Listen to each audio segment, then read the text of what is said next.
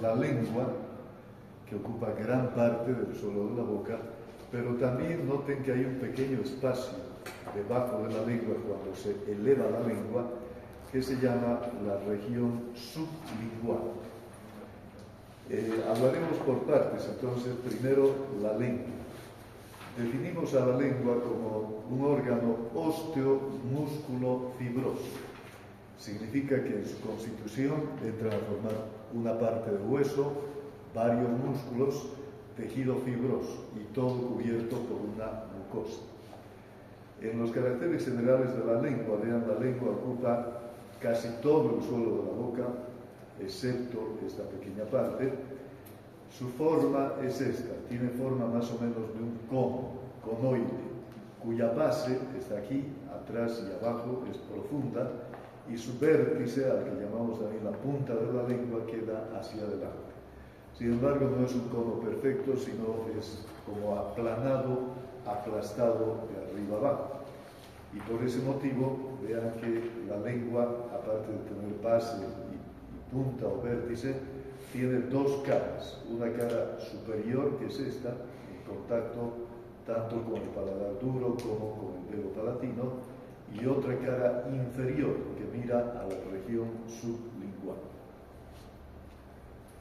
Ahora iremos a ver por partes. Además, esta es la cara superior de la lengua. Además que la lengua, vean, en su contorno posee un borde, el borde de la lengua. Describiremos parte por parte. Vamos a empezar con esta, que es la cara superior.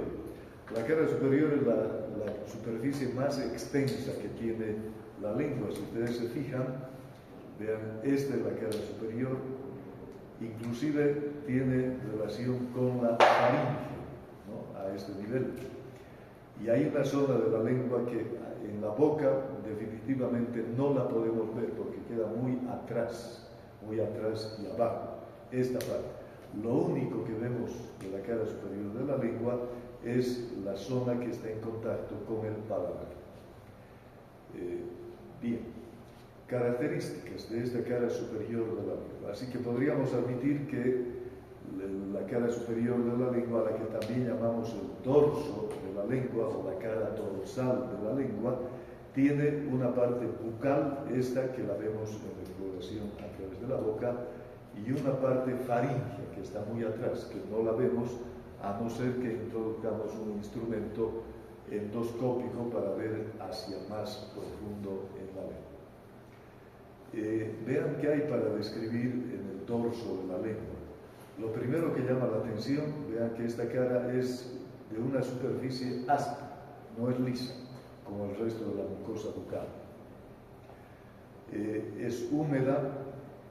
Cuando una persona está con un ayuno de unas 10 o 8 horas, se tapiza de una capa ligeramente blanquecina, ¿no? Así que la lengua se la ve un poco blanca después de varias horas de ayuno. Pero al luego ingerir alimentos, se limpia esa zona blanquecina y se torna de un color rosado. Ahora, ¿por qué es áspera esta superficie de la lengua? Porque aquí lo que estamos viendo, vean, como gránulos, como pequeños nódulos en toda la superficie del dorso de la lengua, se encuentran las llamadas papilas linguales, que cumplen la función de ser las papilas gustativas, las que nos permiten percibir el sabor de los alimentos que toman contacto con la lengua. Eso por una parte. Luego vemos en la línea media, fíjense, hay un surco, una especie de surco, un rafe medio que va desde muy atrás, desde la base de la lengua hasta la punta de la lengua. Ahora vayamos a hablar justamente de las papilas gustativas, las papilas linguales, que son las que estamos viendo a este nivel. Ya ustedes desde secundaria han aprendido de que en la lengua hay distintos tipos de papilas, ¿no es cierto? ¿Cuáles son? Ustedes conocen. Las fungiformes, las filiformes, las caliciformes, ¿no es cierto? Son las más conocidas. En realidad hay 5 tipos de papilas en la lengua, y aquí las vemos. Estas, vean, que antiguamente las llamaban papilas caliciformes, ahora se conocen con el nombre papilas circunvaladas, porque es un mamelón con un anillo como de circunvalación en el contorno. Después están estas papilas que parecen pequeños hongos, a las que llamamos papilas fungiformes. Luego estas, alargadas, que son las papilas filiformes, como filamentos. Pero también hay unas que se llaman las papilas foliadas, que son como pliegues, vean estas que se ven aquí, sobre todo en la parte lateral de la lengua, y otras que se llaman las papilas hemisféricas. Ahora diremos algo de cada una de estas. Primero, las más grandes, vean, y las menos numerosas son estas, las papilas circunvaladas. Repito, antiguamente conocidas como papilas caliciformes. Las papilas circunvaladas tienen como un botón, un mamelón en la parte central, un surco que rodea este mamelón y por fuera un rodete, una especie de anillo. Y por eso es que este anillo de circunvalación le da el nombre a la papila de circunvalar. Estas papilas, fíjense, están aquí, en el tercio posterior de la lengua, de la cara dorsal, y son nada más que 9 u 11 papilas. En algunas personas son 9, en otras son 11. Y se disponen de esta manera, vean, si este es el surco medio o el rafio medio de la lengua, una papila de estas está al centro, y a los lados se disponen 2 hileras, dirigidas así oblicuamente, en dirección al borde de la lengua. Pueden haber a cada lado 4, en ese caso suman 9, o 5 a cada lado, lo que hace que sean 9 papilas circunvaladas. Y esta disposición de las papilas circunvaladas aquí en la parte posterior de la lengua le da el nombre de la V lingual, o la V lingual, porque parece una letra del abecedario puesta así, ¿no es cierto? Y tomamos como referencia en muchos casos para decir lo que está cerca de la B lingual, delante de la B lingual, detrás de la B lingual, etc., ya nos sirve como una referencia anatómica. Esas son las papilas circunvaladas. Luego tenemos estas, las papilas fungiformes, que tienen una parte dilatada, así se la ve redondeada, en la parte superior, y una especie de tallo, igual que en esos hongos que hay en los bosques, que le une a la superficie de la mucosa lingual. Estas papilas sí son más pequeñas, pero son mucho más numerosas. Se las cuenta entre 150 a 200 papilas y se disponen generalmente dispersas aquí por delante de la B lingual, hasta la punta de la lengua, ¿no? Son todas estas, pequeñitas, desordenadas. Luego tenemos las papilas filiformes, que son estos, como filamentos así alargados, que terminan en pequeñas puntas. Estas son mucho más numerosas, son varios cientos, 500, 600 de estas papilas filiformes, y se disponen en el mismo orden que las papilas circunvaladas, es decir, en filas, en hileras que van del medio hacia el borde, tanto a un lado como al otro lado. Igual ocupan toda la zona de la lengua por delante de la B lingual. Luego tenemos las papilas hemisféricas, son redondeadas y se disponen aquí, detrás de la B lingual, en esta zona. Y por último tenemos las papilas foliadas, estas que parecen nada más que pliegues, vean, porque están así como replegadas, y se encuentran sobre todo en el borde de la lengua, a uno y a otro lado. Todas estas papilas, por tener diferente forma, diferente tamaño, diferente número, también tienen diferentes capacidades. Algunas pueden percibir más determinados sabores que otras, ¿no? Y por ello, vean que a nivel de la lengua, por las funciones de estas papilas, por ejemplo, el dulce se percibe mejor en la punta de la lengua, el salado se percibe más en los bordes, en el borde lateral de la lengua, tanto a derecha como a izquierda. Los sabores amargos se perciben mejor cerca de la B lingual. El ácido se percibe en todo el borde de la lengua, de esta manera. Entonces, esto hace de que hay una especie de distribución topográfica. Y por supuesto que todo este conjunto de percibir sabores en diferentes partes de la lengua, le da a la lengua, a través de estas papilas, la capacidad de uno de nuestros importantes sentidos, el sentido del gusto. Bien. Para eso están entonces las papilas en el dorso o en la cara dorsal de la lengua. Ahora veamos la cara inferior. Vean, la cara inferior es distinta, totalmente. Primero, que es una superficie más pequeña, no es tan extensa como la cara superior. Segundo, la mucosa que cubre aquí, la cara inferior de la lengua, es lisa, porque ya no tiene papilas, no hay papilas gustativas en la cara inferior de la lengua. Es lisa, es rosada y es semi-transparente. Por esa semi-transparencia es que se pueden ver algunos vasos venosos, sobre todo, que pasan a este nivel. Ahora, anatómicamente, ¿qué detalles encontramos en esta cara inferior de la lengua? Lo primero, en la línea media, en vez de haber un surco, hay un frenillo, el frenillo lingual, que es un repliegue de la mucosa de la lengua que une la cara inferior de la lengua con el suelo de la boca, ¿no? Aquí.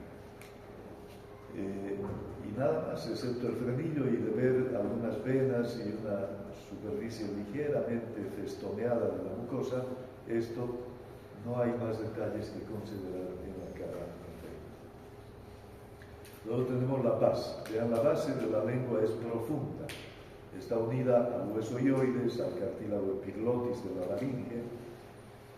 Este es el cartílago epiglotis, al cual se une mediante tres pequeños pliegues llamados glosoepiglóticos, uno medio, dos laterales. Así que no vemos en realidad la base de la lengua, ya que es toda una parte profunda de la lengua. Luego tenemos el vértice o la punta, es la parte más anterior, la parte más delgada de la lengua y es la zona más móvil de la lengua. La punta se puede mover en toda dirección por la acción de los músculos que tiene la lengua. El borde, vean, todo esto es el borde de la lengua.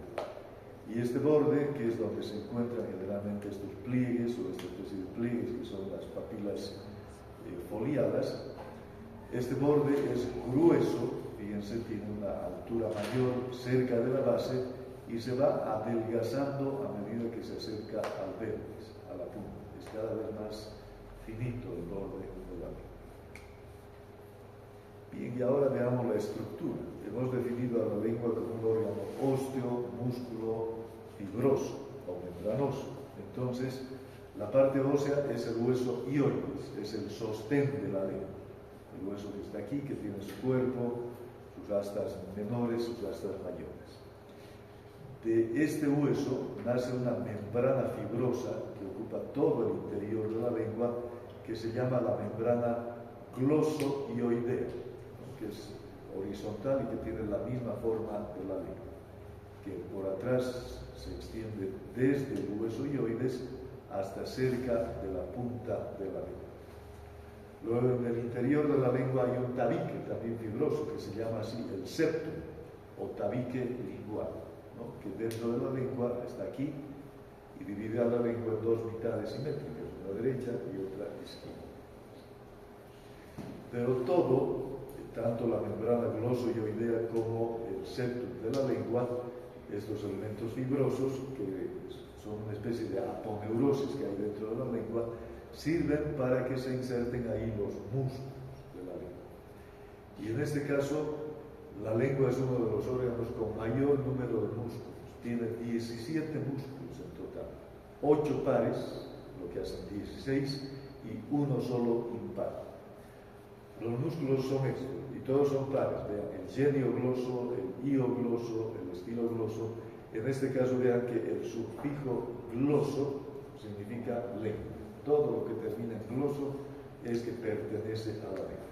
Luego tenemos el músculo palatogloso, el faringogloso, el amígdalogloso, el músculo lingual superior, el lingual inferior.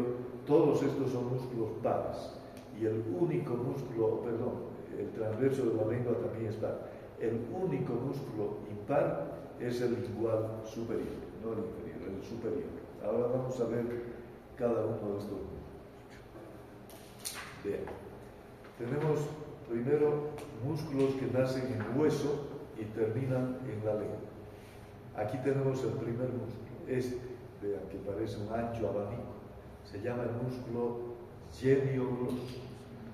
Nace en la apófisis geni superior de la mandíbula, se abre como un abanico, llega profundamente a la lengua, vean, desde la punta de la lengua hasta la base de la lengua, ¿no? Y este músculo es bastante grueso, bastante desarrollado.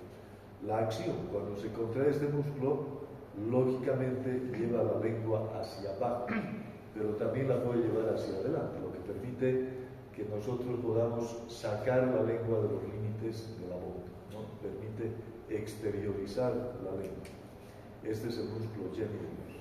Otro músculo que comienza en hueso y termina en la lengua es este, el músculo estilogloso, porque va desde la apófisis estiloides del temporal y termina profundamente en la lengua, desde el borde hasta la línea media de la lengua, hasta el septum lingual.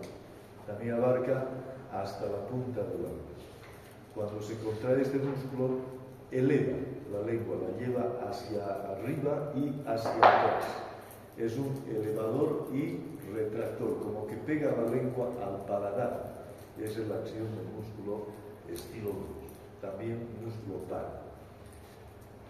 Otro músculo que empieza en hueso y termina en la lengua es este, que aquí lo ven ustedes de forma casi cuadrangular. Es el músculo hiogloso, porque abajo se inserta en el hueso hioides, en parte del cuerpo y el asta mayor del hioides, y vean, sube y termina profundamente en la lengua mezclándose con los otros músculos.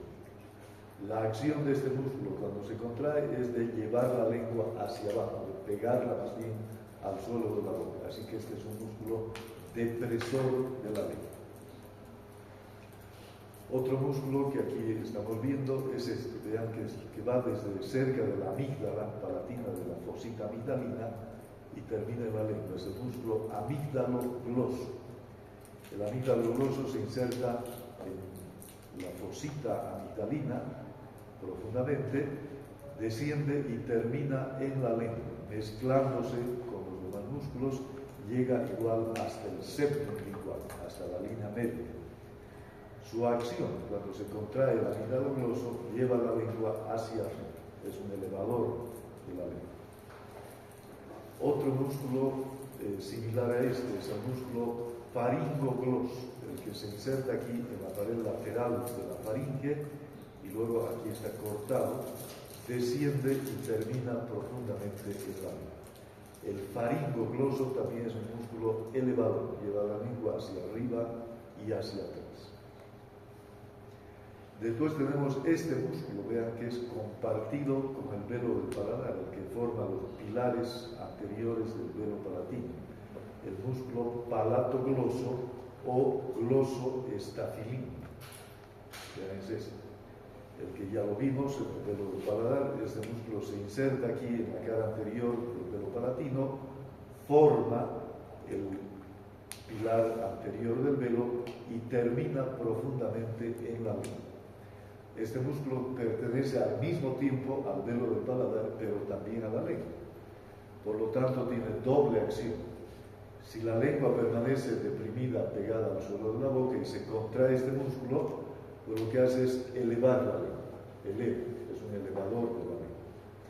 Pero también, si la lengua, pese a la fuerza de este músculo, no se mueve, lo que hace este músculo es producir descenso del velo palatal. Así que tiene doble acción. Mueve el velo, pero también mueve a la lengua. Igual es un músculo par. Después tenemos el músculo lingual inferior, que aquí está. El músculo lingual inferior comienza en el hueso hioides y también en un cartílago de la laringe, sube profundamente, vean, ocupa la cara inferior de la lengua y termina en la punta de la lengua. También músculo par, el músculo lingual inferior. Cuando se contrae este músculo, hace que la punta de la lengua se doble hacia abajo y hacia atrás. Es un retractor y depresor de la punta de la lengua. Ustedes pueden tocar el piso de la boca moviendo la lengua, la curva. Esa es la acción del músculo lingual inferior. Después tenemos el músculo transverso de la lengua, un músculo que empieza aquí en el borde de la lengua, entra profundamente aquí y termina en el septum, en la línea media, también músculo par. La acción de este músculo es la de hacer contraer la lengua, es decir, la puede estrechar, la vuelve como cilíndrica la lengua y la alarga, o también puede mover el borde de la lengua hacia arriba, lo que hace que la lengua se vuelva como una especie de cuchara, ¿no? Que se vuelva cóncava. Esa es la acción del músculo transverso de la lengua. Y el único músculo impar, porque hasta aquí todos los que hemos mencionado, y son 8, son pares, el único músculo impar es el músculo lingual superior, el músculo aquí, que ocupa todo el dorso de la lengua, ¿no? Y es uno solo, se extiende desde la base hasta la punta de la lengua, y en ancho va de borde a borde. Este músculo también se inserta aquí en el asta mayor de los huesoioides, un poco en cartílagos de la laringe, y de ahí sube y ocupa como un manto, cubre toda la cara dorsal de la lengua. Acción: cuando se contrae el músculo lingual superior, vean, lo que hace es llevar la punta de la lengua hacia atrás y hacia arriba. Es un elevador y retractor de la punta de la lengua. Y por ese motivo nosotros podemos mover la lengua hacia atrás, ¿no? Podemos tocar con la punta de la lengua incluso el paladar. Esa es la acción del músculo lingual superior. Por supuesto que lo que hemos ido diciendo es la acción individual de los músculos, pero sucede que estos músculos combinan sus acciones unos con otros, lo que hace que la lengua tenga toda variedad de movimientos, ¿no? Se puede mover hacia afuera de la boca, entrar hacia arriba, hacia abajo, lateralmente, se puede aplanar, se puede poner cilíndrica, se puede incurvar, etc. Tiene múltiples movimientos, lo que facilita las funciones que cumple la lengua a nivel de la boca. Ahora, todo el resto de la superficie de la lengua externamente está tapizada por la mucosa lingual, que ya vimos que en la cara dorsal es áspera por la presencia de las papilas gustativas, y en la cara inferior es más lisa, brillante, porque no hay papilas. Hablando de la irrigación, vean, a la lengua le llega una arteria importante, esta que es la arteria lingual, rama colateral de la carótida externa. La arteria lingual, que llegando al suelo de la boca, emite ramas importantes para la lengua. Primero, emite una colateral, esta, vean, que se llama la arteria del dorso de la lengua, que sube justamente a la cara dorsal o a la cara superior de la lengua, irriga toda la mitad superior de la lengua. La otra es esta, la arteria lingual profunda. En muchos libros se la designa con el nombre de arteria ranina, a esta, y que llega también hasta la punta de la lengua, irrigando sobre todo la cara inferior de la lengua, que es en realidad la rama terminal de la arteria lingual. Y esta arteria da otra colateral que va al suelo de la boca y a la glándula sublingual con el nombre de arteria sublingual. Toda la circulación arterial de la lengua retorna formando primero venas profundas, después superficiales, hasta que finalmente se forma la vena lingual. Y la vena lingual es tributaria de la vena yugular interna, juntamente con la vena facial, las venas tiroideas, etc. La linfa que drena la lengua, va primero a pequeños ganglios que están aquí bajo la mucosa de la misma lengua, en el tercio posterior de la lengua. A ver si retrocedemos un poquito en imágenes.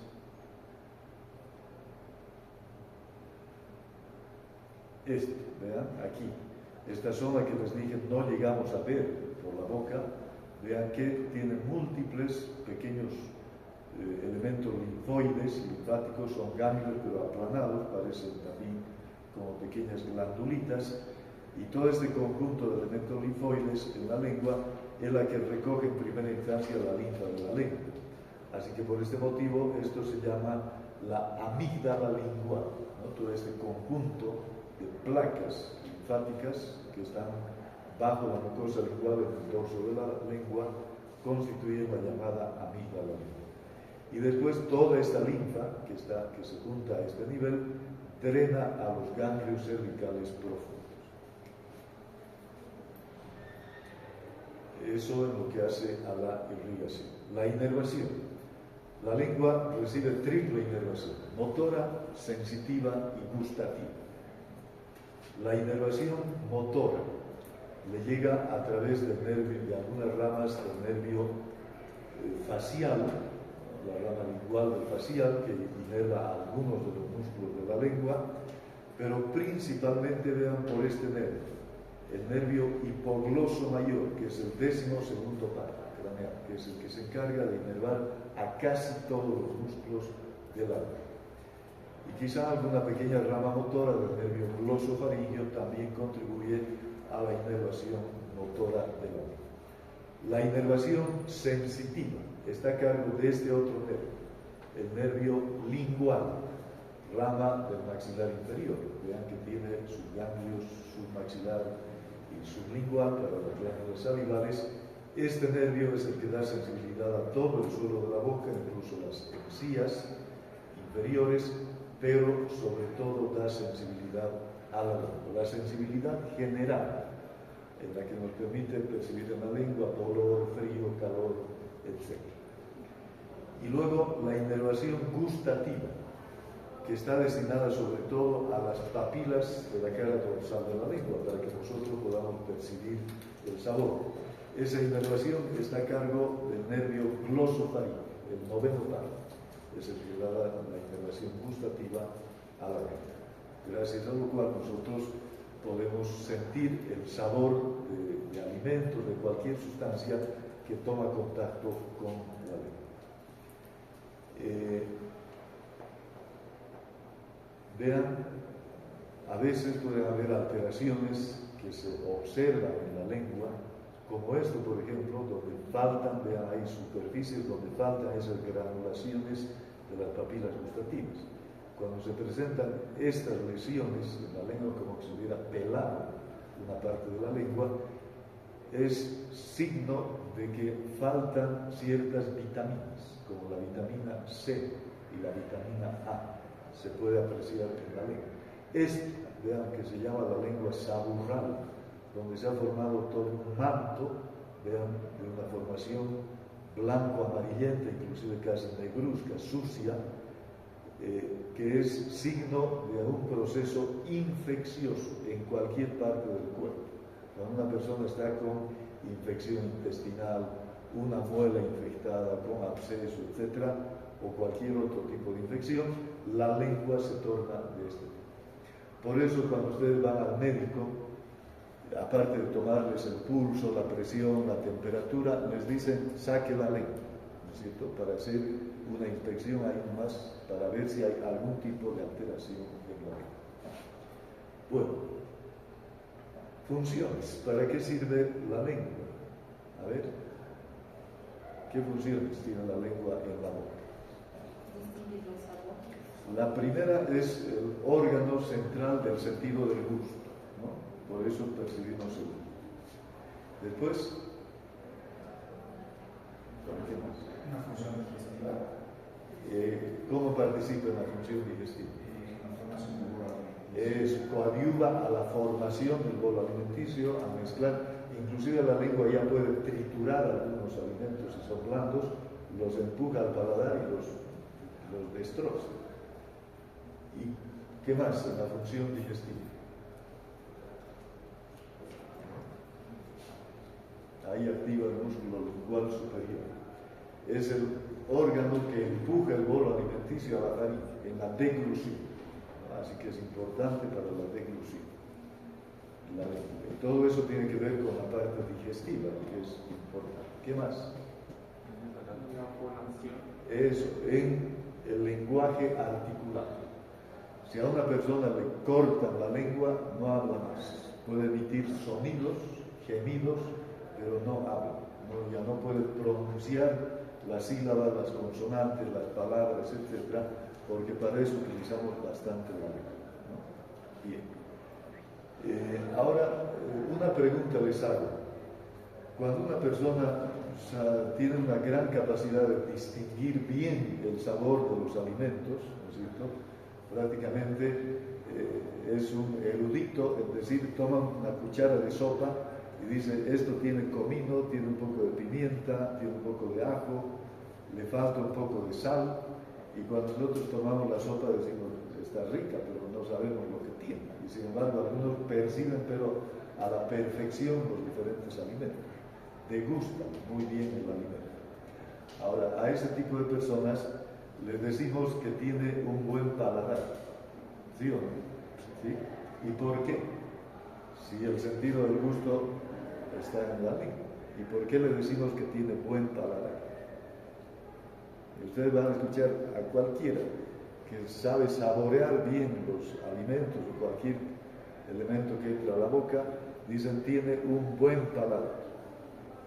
Nunca dicen que tiene una buena lengua. ¿Por qué? ¿Ah? ¿Por simple costumbre? ¿Está mal dicho o está bien dicho? ¿Ah? ¿Está bien dicho si uno que saborea bien los alimentos que tiene buen paladar o no? Está bien dicho. Las papilas están en la lengua, pero para que se activen las papilas, la lengua tiene que pegarse al paladar. Si no, no tiene tanta capacidad gustativa la lengua.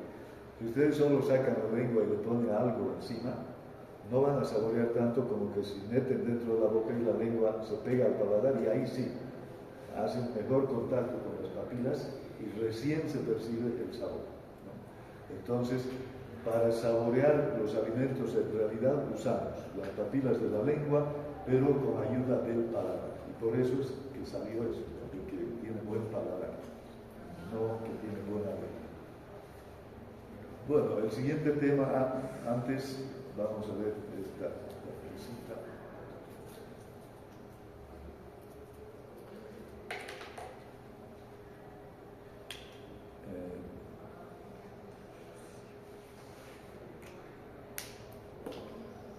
Esto, la región sublingual, en esta parte nos estábamos saltando.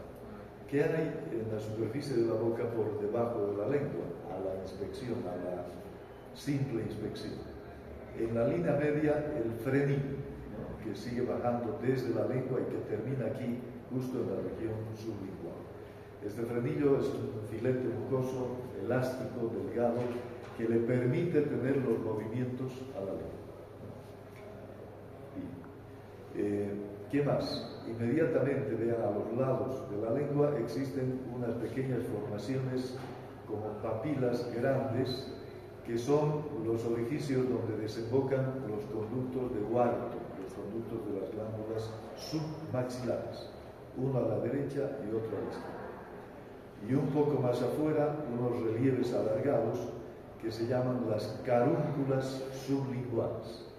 Estas carúnculas no son sino el borde superior de las glándulas sublinguales, que se ven elevando a la mucosa.